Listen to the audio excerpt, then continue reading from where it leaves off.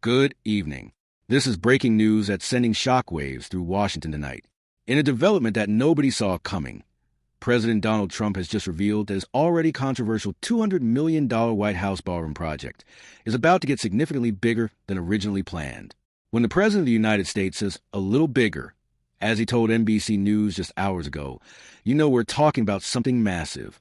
And tonight, we have the exclusive details on what this expansion means for the most ambitious construction project at the White House in decades. To understand just how dramatic this announcement is, let's start with what we already knew. Back in July, the White House announced plans for what was already being called Trump's Dream Ballroom, a 90,000 square foot entertainment space that would fundamentally transform the White House grounds. The original plan was ambitious enough, a ballroom capable of seating 650 people, costing $200 million in privately donated funds, representing the first major extension of the White House in decades. Construction was set to begin in September, with completion planned before Trump's term ends in 2029. But tonight, we're learning that Trump's vision has grown even more grandiose. President Donald Trump told NBC News that the new ballroom he's adding to the White House campus will be larger than first described, with a capacity of 900 people. That's not just a little bigger, as Trump characterized it. That's a staggering 38% increase in capacity from the original 650-person design. The updated ballroom will seat 900 people, up from the original 650, an increase of almost 40%. When you're dealing with a project of this magnitude, a 40% increase isn't just about adding a few more chairs. It's about fundamentally reimagining the entire scope and scale of this historic undertaking. The timing of this announcement is particularly striking. Construction is literally about to begin. We're talking weeks away from groundbreaking in September 2025. For a project of this complexity to undergo such a significant expansion at the 11th hour raises serious questions about project planning, cost management, and oversight. Industry experts tell us that expanding a construction project by nearly 40% after contracts are signed and permits are pulled typically results in massive cost overruns and construction delays. Yet the White House maintains that the $200 million budget will remain unchanged, funded entirely through private donations. Let's put this expansion into perspective. The current state dining room at the White House can accommodate approximately 140 guests for a formal dinner. The Blue Room can handle about 50 people for receptions. The East Room, the largest entertainment space in the current White House, maxes out at around 400 people for receptions. Trump's expanded ballroom will more than double the capacity of the East Room, fundamentally altering the social and diplomatic landscape of presidential entertaining. It will be top of the line, as good as it can get anywhere in the world. These were Trump's words to NBC News, and they reveal the ambition behind this project. We're not talking about a simple addition to the White House. We're talking about creating what Trump envisions as the premier entertainment venue in America, possibly the world. The implications of this are staggering when you consider that this is being built at the residence of the President of the United States, the most secure and symbolically important home in America. But here's where this story takes an even more dramatic turn. This isn't just about entertaining foreign dignitaries or hosting state dinners. Sources close to the project tell us that Trump envisions his ballroom as a venue that will fundamentally change how presidential politics operates in Washington. Think about it. A 900-person capacity ballroom at the White House creates unprecedented opportunities for political fundraising, corporate events, and high-dollar donor gatherings. We're potentially looking at a scenario where the White House becomes the most exclusive event venue in American politics. The architectural challenges alone are mind-boggling. And soon, construction will begin on the new ballroom, whose footprint will amount to the first major extension of the White House in decades. The White House grounds are already heavily constrained by security requirements, historic preservation rules, and underground infrastructure that includes everything from bunkers to utility systems. Expanding an already massive 90,000 square foot ballroom to accommodate 250 additional guests means we're talking about potentially tens of thousands of additional square feet of construction. The security implications cannot be overstated. Every additional guest capacity represents exponential increases in Secret Service, screening requirements, evacuation procedures, and threat assessment protocols. The White House security perimeter will need to be reconfigured to handle events with nearly 1,000 attendees.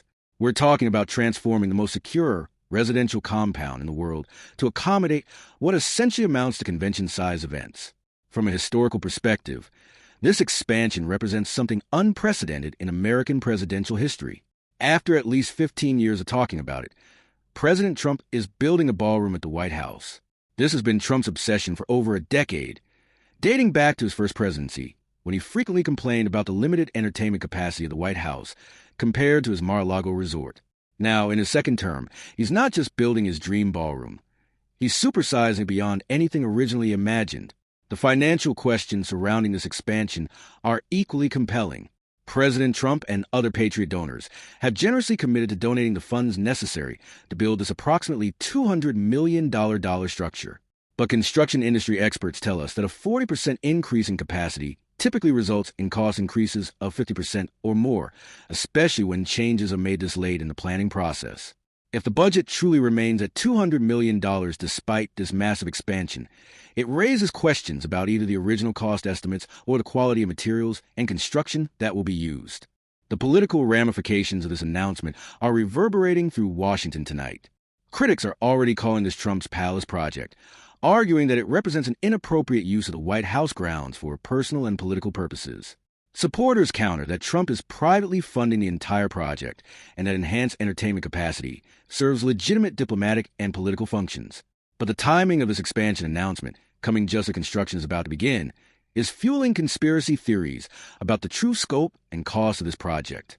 Let's talk about the practical implications of what a 900-person ballroom at the White House actually means for American politics and diplomacy. Current White House events are constrained by space limitations that often require guest lists to be heavily curated. State dinners typically max out at around 200 guests. Political fundraisers are held off-site because of space and ethical constraints. Trump's supersized ballroom obliterates these limitations, creating possibilities that have never existed in American presidential history. Imagine presidential fundraisers with 900 high-dollar donors gathering in the most exclusive venue in America. Picture foreign policy summits where entire diplomatic delegations can be accommodated in a single venue. Consider the implications for inaugural celebrations, holiday parties, and political celebrations that can now rival the scale of major convention centers while maintaining the prestige and exclusivity of the White House. The construction timeline itself is raising eyebrows among industry experts. Construction is expected to begin in September 2025 and finish before Trump's term ends in 2029.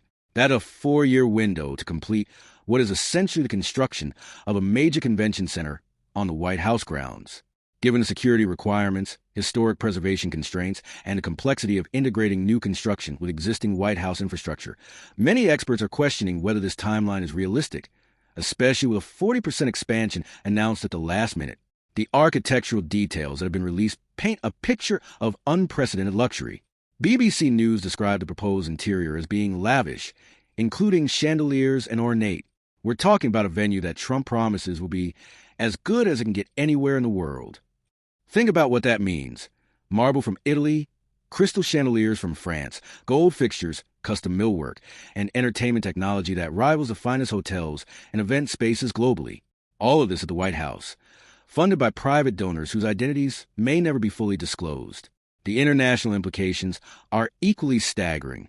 Foreign leaders visiting Washington will now have access to an entertainment venue that rivals the finest palaces and state facilities around the world. The diplomatic leverage this creates is immense. Instead of hosting foreign delegations at hotels or other venues, the president will be able to accommodate nearly 1,000 people in a ballroom that, by Trump's own description, will be world-class in every detail. But perhaps the most intriguing aspect of tonight's announcement is what it reveals about Trump's long-term vision for the presidency and the White House itself. This isn't just about his current term. This is about fundamentally transforming the White House for future presidents. Trump said he, along with other private donors, will foot the $200 million bill. He's creating a permanent addition to the White House that will outlast his presidency, potentially serving as a monument to his vision of presidential power and prestige. The bureaucratic challenges of this expansion are also unprecedented. The White House belongs to the American people, and any major construction requires coordination between multiple federal agencies, security services, and preservation authorities. The fact that Trump is announcing a 40% expansion just weeks before construction begins suggests either remarkable efficiency in government coordination or concerning lack of oversight in the planning process. As we wrap up this breaking news coverage tonight, the questions surrounding Trump's supersized ballroom project far outnumber the answers. How will a 40% capacity increase affect the $200 million budget? Who are the private donors funding this project?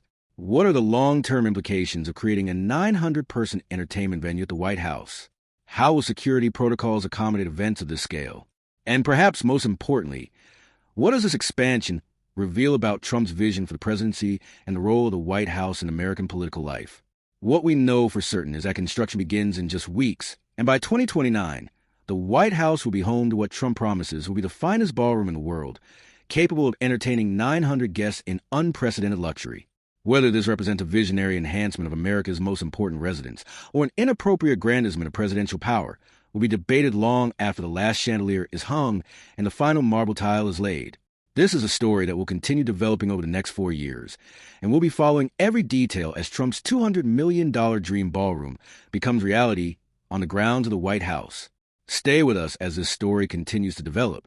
We'll have more updates throughout the evening and comprehensive analysis of the political, financial, and architectural implications of this unprecedented expansion to America's most famous address.